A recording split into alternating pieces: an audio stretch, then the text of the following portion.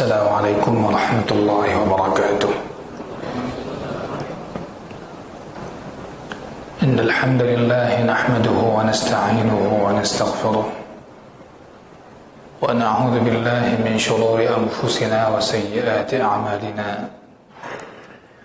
من يهده الله فلا مضل له ومن يضلل فلا هادي له. وأشهد أن لا إله إلا الله وحده لا شريك له. وأشهد أن محمدا عبده ورسوله وصفيه وخليله. اللهم صل وسلم وبارك على نبينا محمد وعلى آله وصحبه أجمعين ومن تبعهم بإحسان إلى يوم الدين. أما بعد، فاتقوا الله يا عباد الله لعلكم تفلحون. اللهم إنا نسألك علما نافعا. اللهم فقهنا في الدين. اللهم لا علم لنا إلا ما علمتنا إنك أنت العليم الحكيم. اللهم آت نفوسنا تقواها وزكها أنت خير من زكاها أنت وليها ومولاها. Hadirin jemaah Masjid Baitur Rahman yang saya muliakan, bersyukur kita kepada Allah Subhanahu wa taala. Allah memberikan kita memasuki bulan yang mulia ini dan menjalankan sejumlah ibadah, baik itu yang bersifat wajib maupun sunat. Semoga semua ibadah yang kita lakukan semata-mata karena Allah Azza wa Jal, semata-mata atas dasar iman dan mengharapkan pahala di sisi Allah Subhanahu wa ta'ala. Hal ini sebagaimana pada banyak ceramah menyampaikan hadis Nabi sallallahu alaihi wasallam, "Man shama Ramadhana imanan wa ihtisaban, ghufira lahu ma taqaddama min dhanbihi." Dan hadis Nabi, "Man qama Ramadan imanan wa ihtisaban, ghufira lahu ma taqaddama min dhanbihi." Yang berpuasa dan yang melakukan qiyamul lail atas dasar iman dan mengharapkan pahala di sisi Allah Subhanahu wa taala, bagi mereka lah yang mendapatkan ghufira lahu ma taqaddama min dhanbihi, diampunkan dosa-dosanya yang telah lalu. Sebagaimana dalam hadis Sahih Bukhari juga disebutkan, antara Ramadan dengan Ramadan yang lalu dengan Ramadan kali ini, itu menjadi kafarat dosa kita. Selama di antara Ramadan itu kita menjauhkan dosa-dosa besar. Semoga kita senantiasa husnudzan kepada Allah Subhanahu wa ta'ala. Sebagaimana materi yang sedang kita bahas, yaitu muraqabah, dan kita sampai kepada penjelasan para ulama yang berkaitan dengan husnudzan, berbaik sangka kepada Allah Subhanahu wa ta'ala adalah ini bagian daripada hal yang penting dalam muraqabah. Karena sesungguhnya kebagusan sangkaan kita kepada Allah Subhanahu wa ta'ala itu bagian daripada bagusnya ibadah seseorang kepada Allah Subhanahu wa ta'ala. Jadi mengikuti bagusnya sangkaan kita kepada Allah Subhanahu wa ta'ala, baiknya sangkaan kita kepada Allah Subhanahu wa ta'ala, itu bagian daripada bagusnya ibadah kita kepada Allah Subhanahu wa ta'ala. Maka hadirin yang saya muliakan, orang yang bagus amalnya, dhannya, orang yang bagus sangkaannya, maka bagus pula amal-amalnya. Ketika dia meminta kepada Allah Azza wa Jalla, dia yakin Allah Subhanahu wa ta'ala menjawab doanya. Ketika dia bermohon kepada Allah Subhanahu wa ta'ala, yakin akan dikabulkan oleh Allah Subhanahu wa ta'ala. Dalam segala hal dia yakin keadaan yang tidak mengenakkan pun dia rasakan, dia yakin kepada Allah Azza wa Jalla, puasa, zakat dan sebagainya. Hadirin yang saya muliakan, para ulama mengatakan bahwasanya maqam yang paling tinggi adalah husnudzan kepada Allah, dengan memuliakan Allah, mengagungkan Allah dalam hal beribadah. Kalau seseorang dia melakukan qiyamul lail, dia salat malam, dan berpuasa di siang harinya, dia tidak melihat dirinya sudah lebih dengan ibadahnya itu. Bahkan dia merasa belum sedikit pun sebanding antara ibadahnya dengan nikmat yang Allah Subhanahu wa taala berikan kepadanya.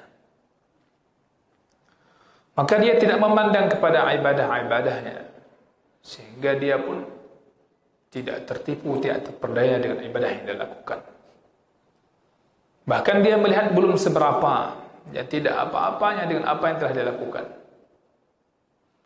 Maka tidak ada nilai, jemaah yang saya muliakan, dan ibadah orang-orang yang terpedaya. Tidak ada nilai sama sekali. Tidak ada nilai sama sekali orang yang beribadah namun terpedaya dengan ibadahnya, walaupun banyak sekali. Maka Abu Darda radhiyallahu anhu disebutkan dalam sebuah riwayat tentang beliau, dalam riwayat Imam Ahmad dan Ibnu Abi Dunya dan kitabnya Al-Yaqin, begitu juga Abu Nuaim dan kitab Al-Hilyah, bahwasanya beliau mengatakan, sungguh betapa bagusnya, betapa indahnya, betapa bagusnya tidurnya orang-orang yang cerdas, dan tidak berpuasanya mereka atau iftarnya mereka.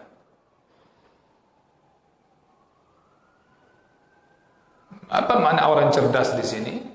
Ya, orang cerdas adalah orang-orang yang bukan cerdas dalam urusan dunia, tapi dia hidup di dunia namun cerdas melihat dirinya untuk menuju ke alam akhirat. Dan bagaimana rusaknya orang-orang yang bergadang malam, orang-orang yang bodoh yang bergadang malam, dan rusaknya puasa mereka. Sungguh beratnya satu darah dari kebaikan orang yang bertakwa dan orang yang penuh yakin kepada Allah Subhanahu wa taala. Itu jauh lebih afdal, lebih mulia, lebih besar, lebih berat daripada ibadahnya orang-orang yang terpedaya dengan ibadah mereka, walaupun ibadah mereka sebesar gunung.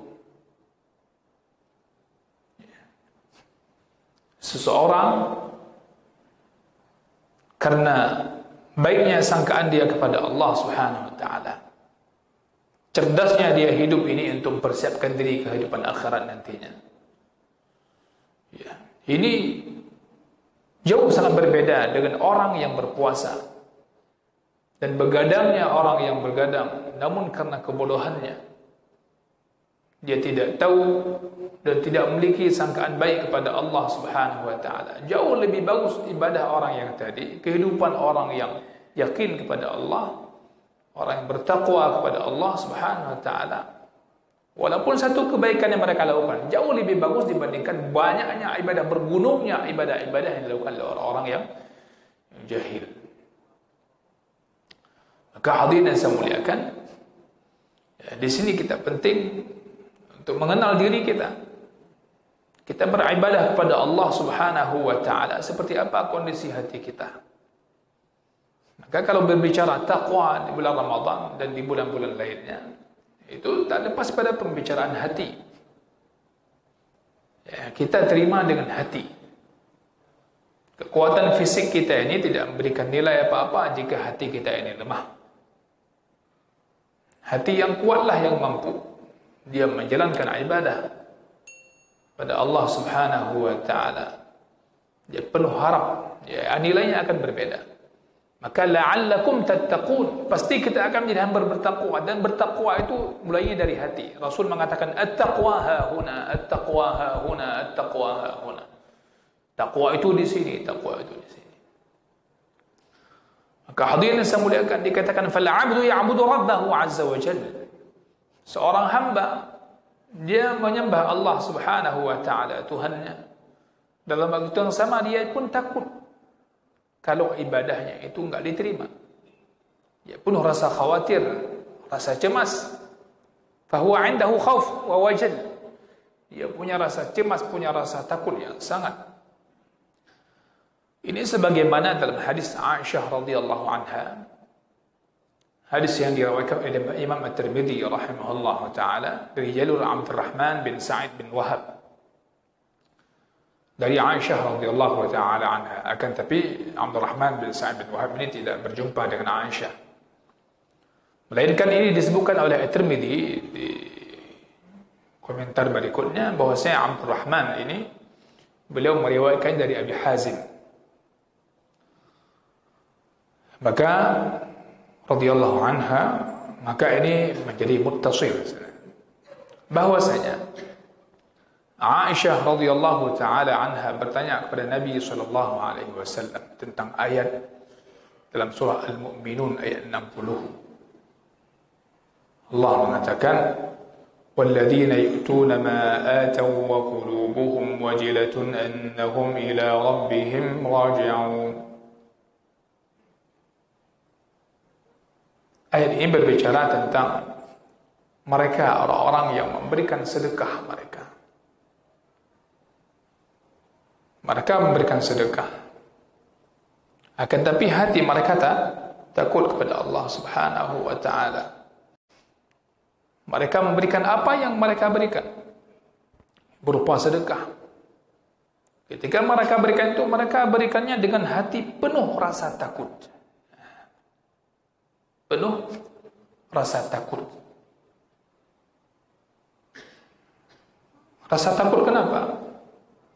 Karena mereka tahu bahwasanya sesungguhnya mereka itu akan kembali kepada Tuhannya. Ini kondisi hati, Pak. Itu kalau kita lihat Al-Quran ada berbicara tentang hati namanya qalbun munib.